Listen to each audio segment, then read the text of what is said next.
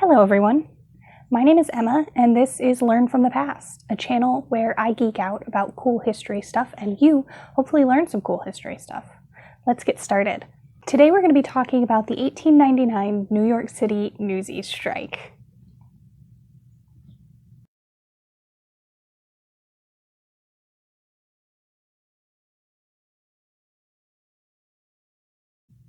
So the Spanish-American War in 1898 provided fodder and graphic headlines for newspapers, and the news business was quite fruitful, and most newspaper magnates didn't have to try very hard to sell papers. With the end of the war, however, a dry spell for news and a sharp decrease in sales for newspapers hit titans such as Joseph Pulitzer and the New York World, and William Randolph Hearst of the New York Journal. Pulitzer and Hearst both decided to make up for this loss in sales by dropping the price of papers for customers, but not for the newsies. So the newsies were little kids, boys mostly, who sold the papers. Newsies paid a small fee for their bundle, 50 cents per 100. After having sold the papers, the boys would make around 25 cents a day to take home. During the war, the price per 100 rose to 60 cents. The boys were easily able to make up this extra 10 cents in sales with the gruesome headlines that the war inspired. But when the news calmed down and it became harder to sell papers, the boys began losing money, taking home around 15 cents a day instead of 25. Less than subsistence wages. The newsies asked the newspaper titans to put the price back to pre-war levels, but Pulitzer and Hearst refused. So, the newsies went on strike.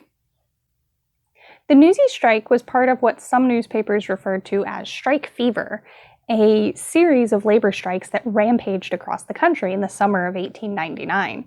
Telegram messengers and bootblacks, or shoeshiners, were among the other groups of workers hit with strike fever.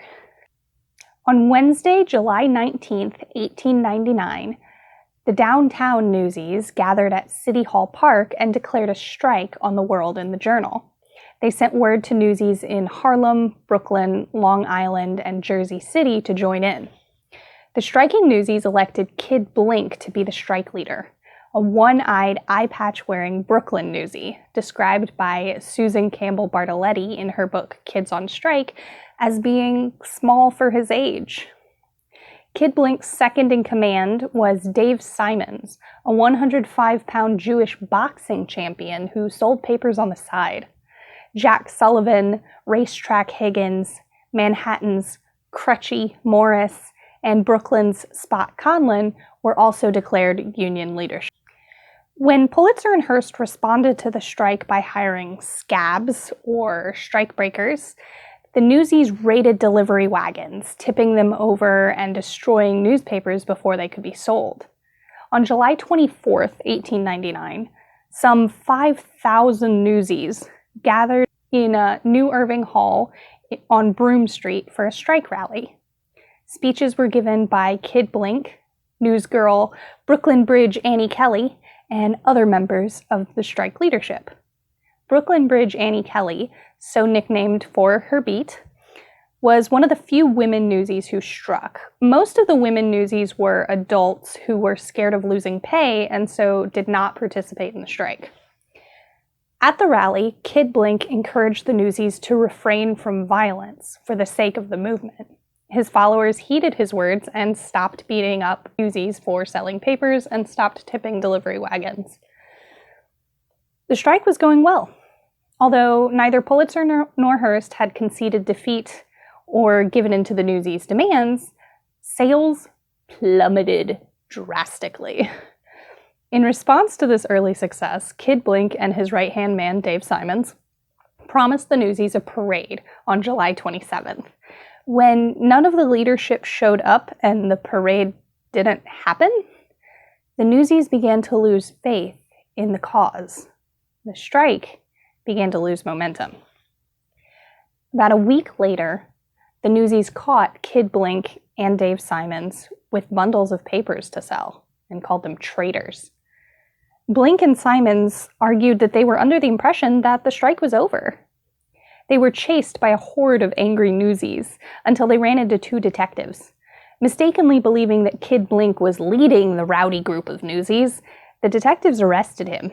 He was charged, booked, and processed, where his name was listed as Louis Ballett. Some sources list it as Louis Belletti. The strike, however, wasn't quite over. Although the strike leadership dispersed, most of the newsies continued refusing to sell the World or the Journal. After losing a colossal amount of money, Hearst and Pulitzer agreed to buy back unsold papers from the newsies in order to get them back to work. They never did lower the price to buy 100 papers, though. What's interesting here is that most newsies-based sources list this as a victory for the newsies, whereas this Pulitzer biography lists this as a victory for the papers, who never lowered the price. In reality, it was a compromise. The newsies were seen back at work, selling the World and the Journal on August 2nd, 1899. The strike was officially over. When this group of young children crippled the empires of two of journalism's biggest names, other smaller newspapers gleefully reported on the success of the newsies' strike. The strike, intended to stop the sale of newspapers, was front-page news in smaller publications for the entire 2 weeks that it was happening. As such, the New York City newsies' strike inspired copycat strikes across the country.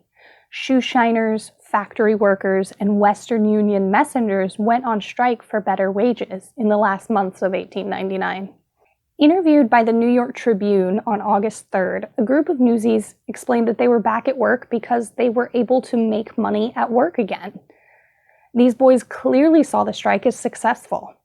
Whether or not the newsies or the papers won the strike, the fact that a bunch of adolescent boys could stall the income of the largest newspaper magnates in the country is impressive in and of itself. The success of the newsies' strike lies not just in the paper buyback that they wrested from Pulitzer and Hearst, but in the strikes they inspired in other industries across the country. The legacy of the newsies' strike lies in how astonishing even a partial success was in this real-life David and Goliath story. Thank you so much for watching. If you enjoyed this video, give it a thumbs up and tell me what you liked about it in the comment section below. If you didn't enjoy this video, give it a thumbs down and tell me what I can do to improve. If you're interested in more nerdy history content, be sure to subscribe and ring the bell to get notified about new videos, which I post every other Friday. Thank you so much for watching, and remember, those who don't learn from the past are doomed to repeat it. So don't doom yourself. I'll see you next time.